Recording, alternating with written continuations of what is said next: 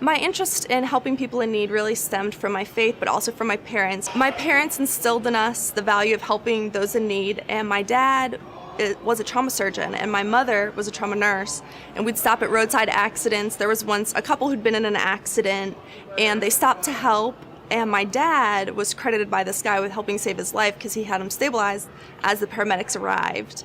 And we eventually got invited to that wedding because they were so grateful that they stopped at the roadside. So we always had that instilled in us. We also nursed small animals back to health, including a crow, bunny rabbits, turtles on the side of the road, pet chickens, pet ducks, anything that happened along, my mother would nurse back to health. We had a bird dog that one day captured a blue jay and brought it home to us, a very small little baby blue jay.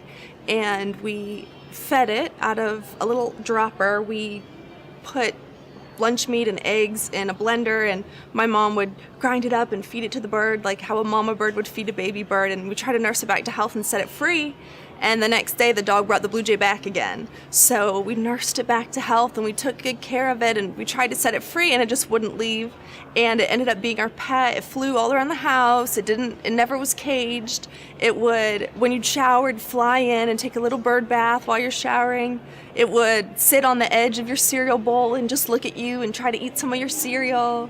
And it really just had free reign of the house, and you'd see the dog chasing the bird down the hallway, and then a few minutes later you'd see the bird chasing the dog down the hallway. And my dad always said, "You girls, you ruined my bird dog. It won't hunt anymore." And that was one of the interesting things growing up with my parents, but it really did teach us the importance of taking care of things and of people in need. When I was 17 and I went away to college, I knew I wanted to study something that would help me improve the world and help vulnerable people and the people around me. So I decided to major in public policy. And when I graduated, I worked for a relief and development organization for a while and went to Kenya for 2 months. I lived with a Kenyan pastor and his family, and I helped them start an HIV/AIDS ministry. And going to Kenya is what really made me interested in global health and global poverty, to see people that were in even more need than we see here in the inner cities in the United States, people who don't have access to even clean water or enough food to survive or clothing or anything like that. That was an important experience for me, and that's what drove me towards my interest in global health. So I'm very interested in helping locally in health, but also globally. I did really want a clinical understanding of what was going on in public health instead of just the big picture. So I decided to become a nurse, which wasn't an original intention that I had. So I sort of ended up in nursing school by accident. After I finished nursing school, I took a trip overseas, and when I came back, took my nursing boards and started working here at UNC. I worked here for 2 years on 6-bed tower, and I just loved it and fell in love with nursing and really liked the atmosphere in the hospital. Had a great team I was working with, a great manager.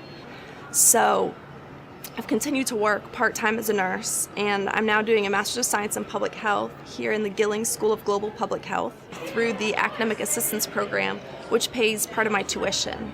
As part of my Master's of Science in Public Health, I have to do a 12-week internship during the summer, which I just finished up. I worked in operational efficiency with Len Spivak on a project in the Transplant Clinic, helping to improve processes for patients and for staff to just make everything easier and try to remove any barriers to good patient care and good staff workflow. I helped them by using my nursing skills to help them map the process that a patient goes through. I actually built a cross-functional process map that's 72 inches long. It prints out on multiple pieces of paper that shows some of the complexities involved with getting patients out. We're dealing with patients and families, doctors, nurses, social workers, patient transportation, outpatient pharmacy. All these things have to come together to get patients out in a safe and efficient way. That project was important to me as a nurse because I had that frustration. To me, that's the best thing about being able to see it from a nursing perspective as well as a systems perspective.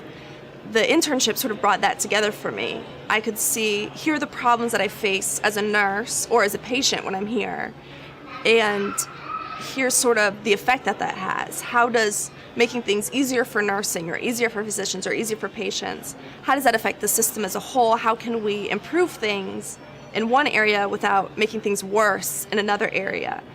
By having a background as a nurse, I was sort of able to see the very, very small scale and the one-on-one issues as well as the larger process. What I love about nursing is it's a profession that allows you to get to know people and to help them through a really hard time in their life, to know that you're making a difference in that one individual's life. Sometimes when you're changing things for a system or for a policy, you're not sure of all the consequences that might come out of that. But as a nurse, you get to be up close to the person and to the problem and to be able to help them and know that you've made something better for them that day.